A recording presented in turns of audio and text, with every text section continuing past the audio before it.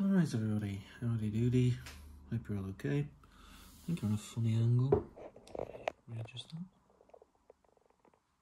I might do it a bit. Welcome to my latest Nostromocaster video. I'm doing some amateur, capital, all caps, amateur repairs and mods on my old trusty Stratocaster. I've been planning this, doing bits and bobs for a long time, it's strictly a hobby.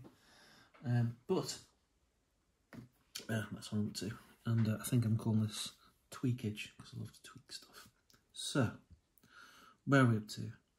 In the last video, I think I was polishing, and I was using this cutting compound, and I was also using semi-chrome polish stuff.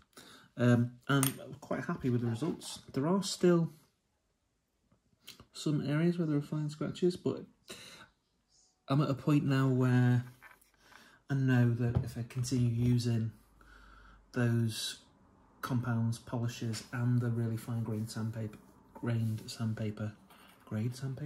that I think I'll get the result I want. I'm going to do something slightly different, just keep myself interested, and it's to do with this little spot here. So what I've got here is I was sanding too far down, and I sanded close to the bare wood, basically. And I need to do something called a drop fill. And a drop fill, which I think I've also explained as well, is when you use some acetone and you find the closest colour you can to put it in, like a really weak solution, and you just allow droplets to fall on. Well, droplets, usually one's enough actually, and that will fill that area, and the colour will be close enough that it blends in with the rest of the paint job. After that, I put some very thin superglue on top and allowed it to dry, and that acts as what the lacquer would have been. Apparently you can just use lacquer to do it as well, but I got all of this from the StewMac drop fill video. Highly recommend StewMac, as I always say, for teaching you about this stuff.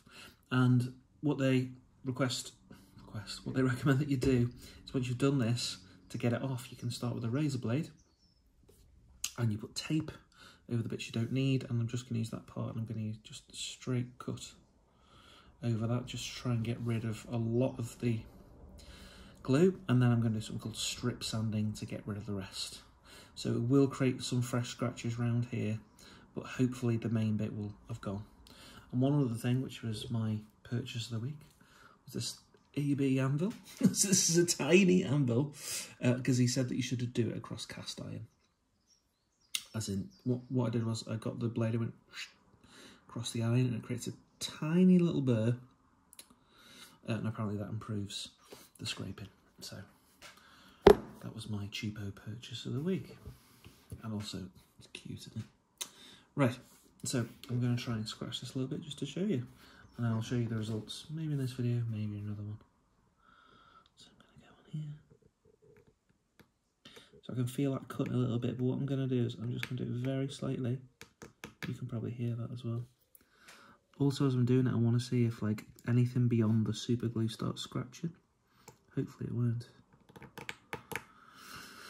This is definitely dodgy on this part because it's not a flat surface. Comparatively flat surface, it's on the angle. It's on one of the cuts of a Stratocaster body. If you had an entirely flat body guitar, it'd be easier. Flat top guitars would be easier, but like anything with a curved surface, so like this would be harder on a Les Paul, for example. SGs are mostly flat, so it'd be alright on SG. I've got an SG guitar, but it's trying to keep the blade as flat as possible, because if you angle it incorrectly, it's just going to cut too far into the rest of the body of the guitar. So this will look scratchy, but the idea is once you've levelled it, you can hear that cutting, can't you? Once you've levelled it, that you can use high-grade sandpaper and buffing compounds to make it blend in with the rest of the guitar body. So I can see that that's taken off some of the glue. There's actually, like, you can see where that white is there. That's a build-up of a bit of a lump of the super glue.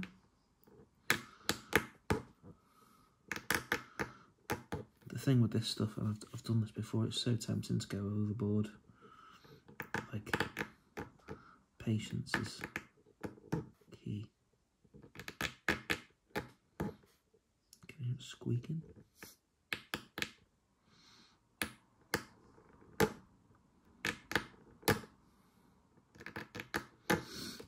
One of the mistakes I made last time, I did something like this and I made some scratches on the body.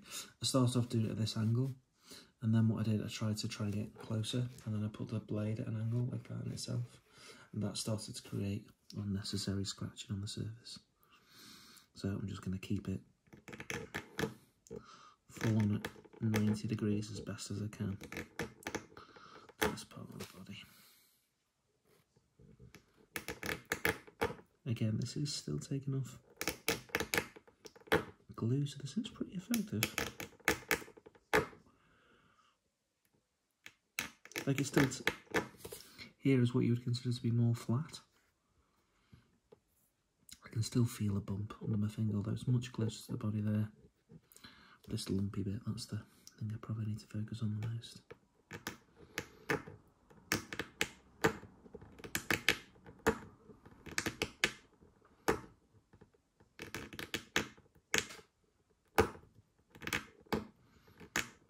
Just now, if I just try and dig in too hard, I'll have some kind of disaster. I'm trying to approach it from this angle there.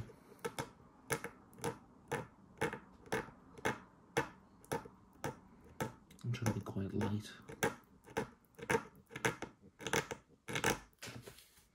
I don't know if I said this clearly a minute ago, but this clear tape is what they call the depth stop. So apparently this is like 1 or 2 thousandths of an inch thick, which, you know, is probably like less than half a millimetre or something. So it's getting very close to the surface, but not absolutely on the surface, because obviously if it was flush to the surface, it'd be scratching all around it as well.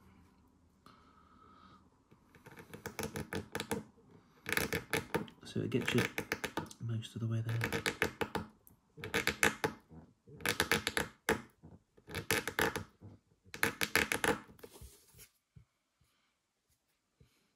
I'm doing too badly actually, but I don't want to go too deep, because then I'll defeat the object. I'll take off all the super glue, and then the acetone stuff that's right underneath it will come off, and then I'll be back to square one. So obviously don't want to do that either.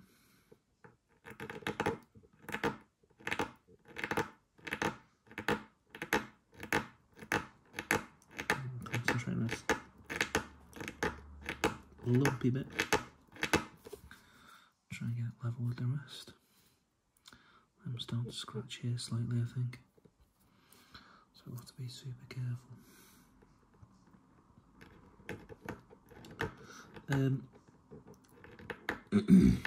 Buying a little box of razor blades is super handy. I use them for loads of things. They're actually really good for cleaning work surfaces and tables and stuff. I got these from a car boot sale. I think you have them in America, don't you, where people park in a certain place and they'll sell things out of the trunk of their car. You guys have things like yard sales and stuff as well, don't you? So we don't have that so much. But we have something called a car boot sale, and that's where I got them. I got the whole box for £2, I think.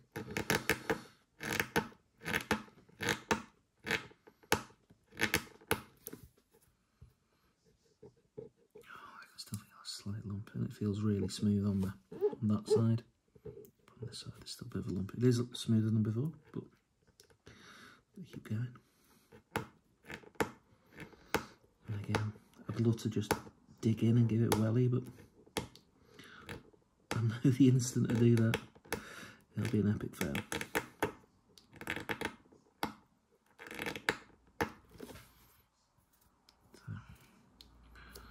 Patience game again.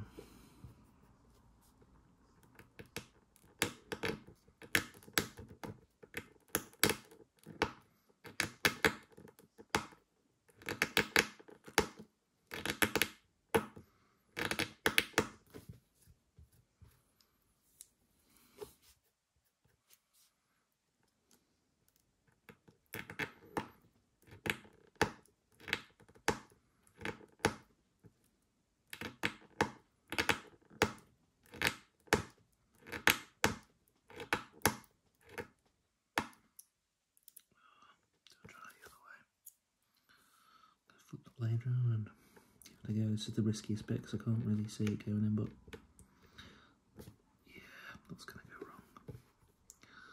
That's gonna go wrong.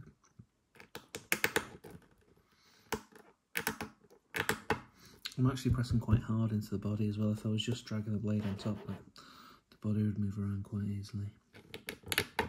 So you have to put a bit of pressure into it. So if you're worried about doing that, you could take a soft cloth and put it on the top, and you can put a clamp, obviously, with a light amount of pressure, because you don't want to damage the body, like I did here.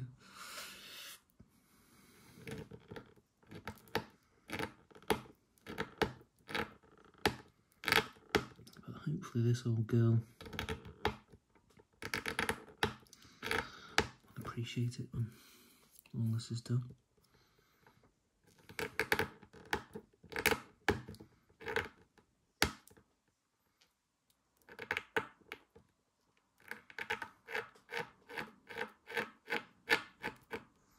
So I get like a tiny bit right at the edge of this. I was about to angle it then and look it all up. I've got to go slow and steady.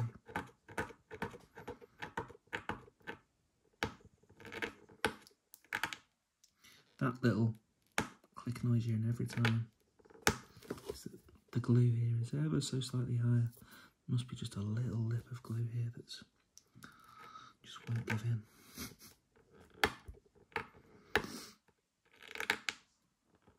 I'm trying not to overcompensate. I'll know when it's right because it'll stop doing that click. Like I just have that even scrape noise there. So that part's more or less done. So I am really just focusing on this last fifth.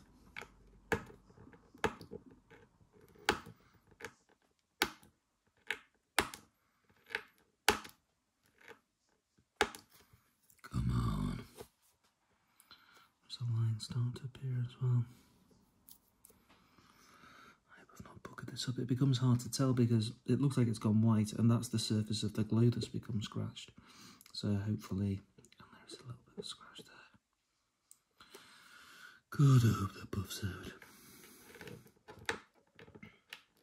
If it doesn't, I'll try again. And this will be like, you know, a 900 part series. You watch me getting it wrong again and again. The 20-year video series.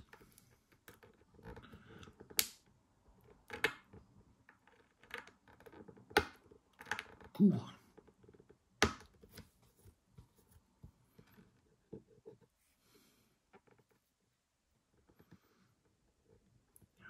I'm angling it now, I'm fed up. That's where it all goes wrong, isn't it?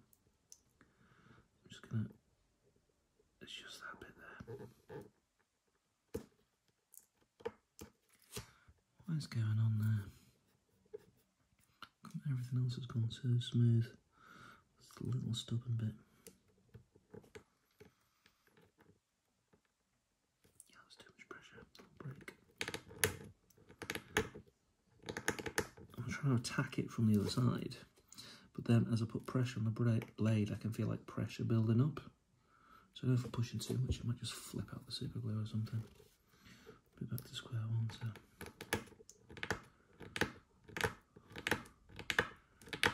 if you feel like you're going to flip out when you're doing this, then don't do it. When I was younger with guitar stuff, I was just incredibly impatient. This kind of thing. I was in a band with a gentleman called Alex Karatzis, who makes pickups in Berlin these days. Very intelligent and creative guy, and we shared a house, we were in a band together. I remember he was talking about, like, you know, proper techniques of looking after a guitar. I was never interested. I was just like, put electrical tape on it for stripes, scuff it. I don't give, you know, flying monkeys. So hopefully, if he ever watches this, if you ever watch this album, I am listening to you these days, promise. I'll have to remember the name of those pickups that he makes and give him a shout out.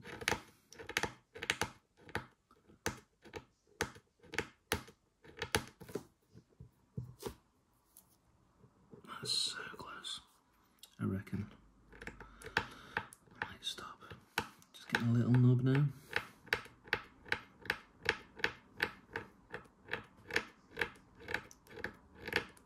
Oh, it might be there.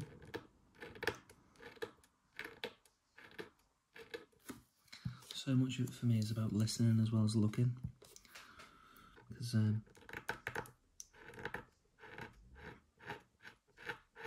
click at the end that we were hearing for an age has gone, and there is slight scratch in there, but that is definitely something that can be buffed out. Still a bit of a click.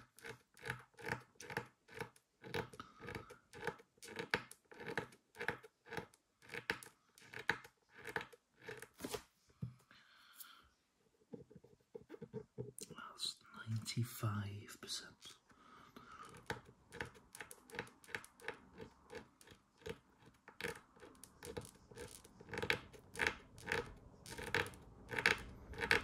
%.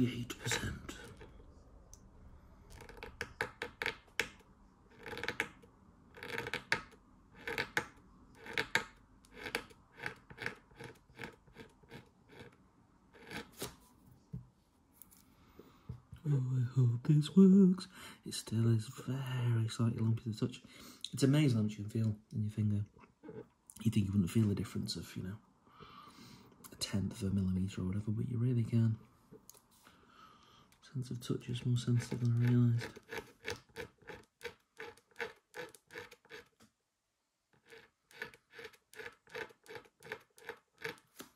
Your fingertips anyway. Right.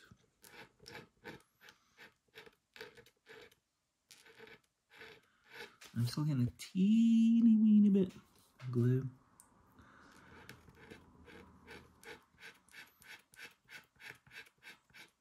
You can hear how smooth that is now compared to the noise it's making when I start it.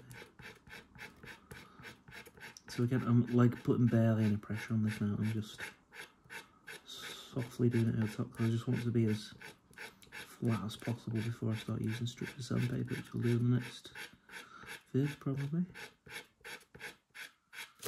Yeah, that'll do. Alright. Promise I'll clean this up later. So there we have it. It's gone into my thumb next to it. It's just there, if you can see. Yeah, there you go.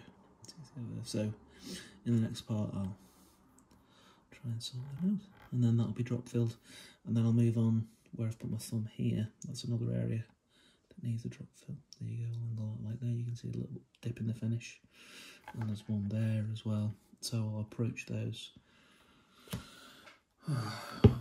Bit of progress.